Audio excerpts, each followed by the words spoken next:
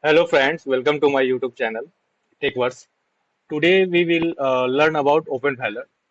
Whether you are setting up a storage solution for your home lab, business, a small business or enterprise environment, Openfiler is a powerful open source storage management operating system that can help you turn any server into a NAS or SAN appliance.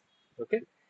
So in this video, we will walk you through everything you need to know from installation and configuration to creating iSCSI target and managing shares step by step and beginner friendly. Okay. So friends, but before we begin, make sure to subscribe to our channel for more practical IT tutorials and don't forget to like the video and share it with other who might find it useful. Okay, okay, friends. So let's start the video. So Openfiler is a powerful Linux-based network attached storage and iSCSI storage area network solution offers completely free and open source.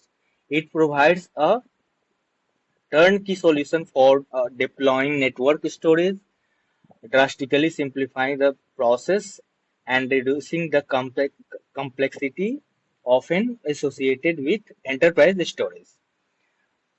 Choosing Openfiler can significantly lower storage infrastructure cost while delivering key benefits such as centralized data storage, robust data protection feature, and excellent scalability to meet growing demands.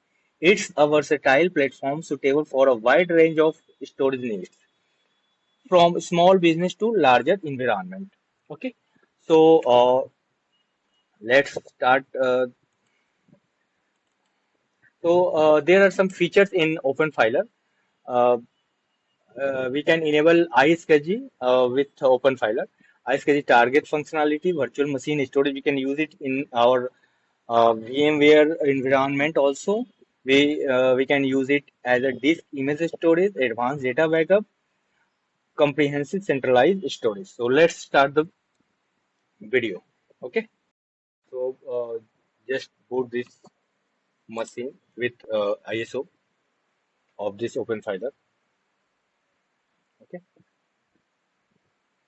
Now it's loading the initial drivers.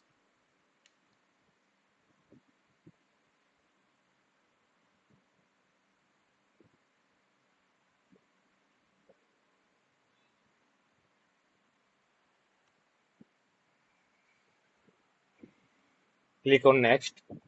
Select US English. Next. Yes. Click on Yes button.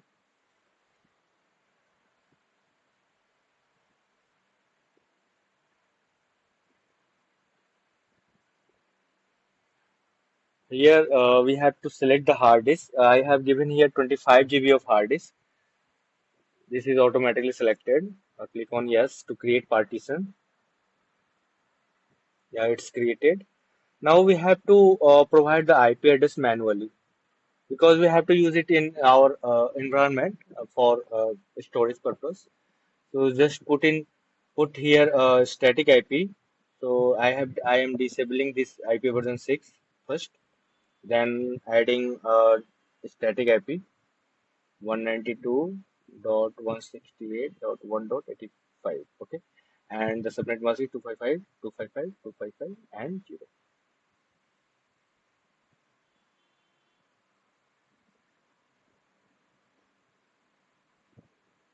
Here we have to change the host name also.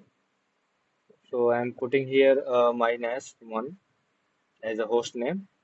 Put the gateway IP here 192.168.1.1, and we can leave the DNS server, but I'm using here global DNS 4.2.2.2. Here we can simply select the India map, but here this is the virtual machine, so mouse is not working properly. So manually we have to select Asia Kolkata. Put the root password here. Like we have to create the password, root password. before installation, before starting the installation. Click next to start the installation. Here you can see it's creating the file system, and now the installation has been started. It will take few minutes. It's totally depend upon your computer hardware, server hardware. Okay, so it's done. Now click on reboot. It's rebooting. So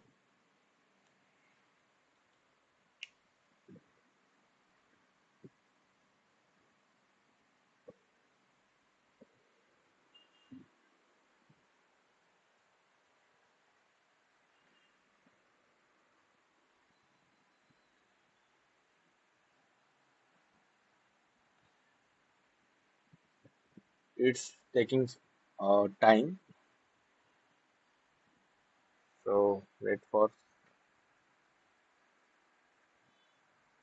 So now the CLI login has been showing here. So this is the GUI ID, and now we have to log in to this OS and check the hard disk which we have given here. So I have added only 25 GB of space for installation. So here we can see,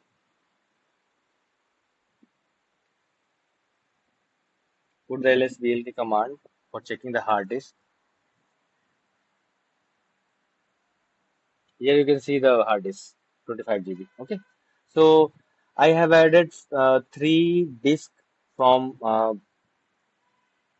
backend, 100 GB of each, and reboot. Now we are rebooting this machine to detect the added new disk, newly added disk.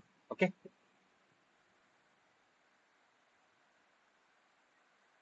So now it's came up. Log into the OS and check the hard disk we have added. Okay.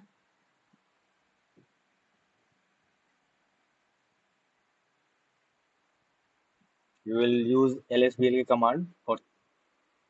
Here you can see three newly added disk. Each one size is 100 GB. Okay.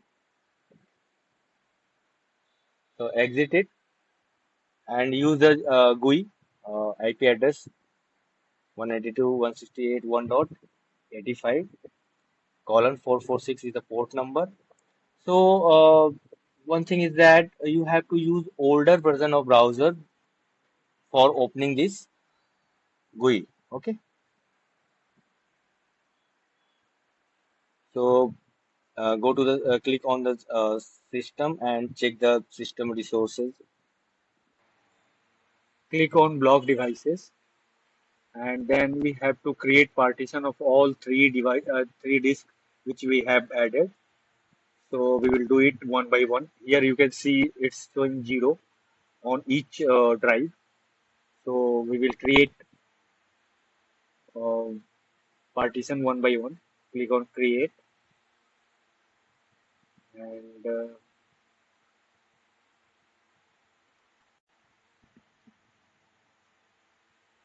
it's in yeah, it's created. You can see here. So we will follow the step and do it one by one. Okay. I am just fast forwarding this video.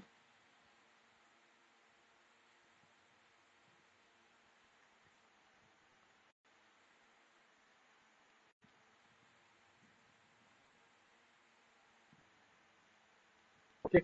Now all the partition all the disk has been formatted. Now we will create click on volume group. So we will create a VG volume group. So here I am adding all three drives in one volume group. So VG1, I'm just creating the volume group.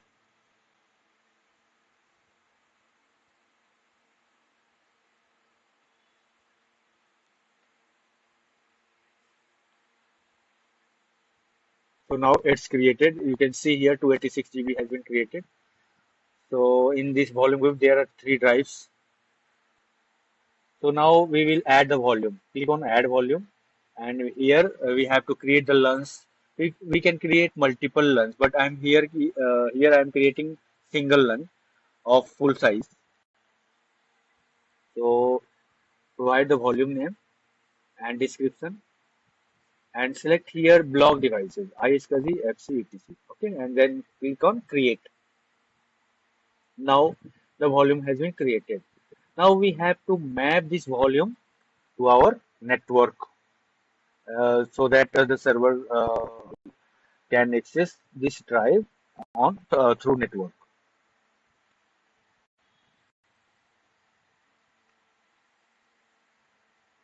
So first of all, we have to go to the services and start the enable the iSCSI target and start the service so that it will be so on when we try to discover it from network.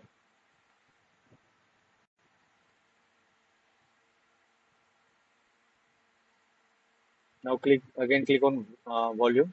Here we have to click on iSCSI target. So we have to add the target IQN number, IQN, and now it's added. Click on LAN mapping. We have to map this LAN to our network. So I have map. Click on map so that it can be mapped. Now it's mapped. Now we have to create network ACL, network access control list. Network access control list means we can map this drive to a particular server and a list of server and a subnet. Okay, so here I'm adding my local area network subnet. So give the name for your network like my LAN, a network. Uh, I'm just using this drive in my ESXi environment, ESXi vSphere cluster. So subnet is 255.255.255.0. Here I click on share and update. Now the disk has been shared. Okay.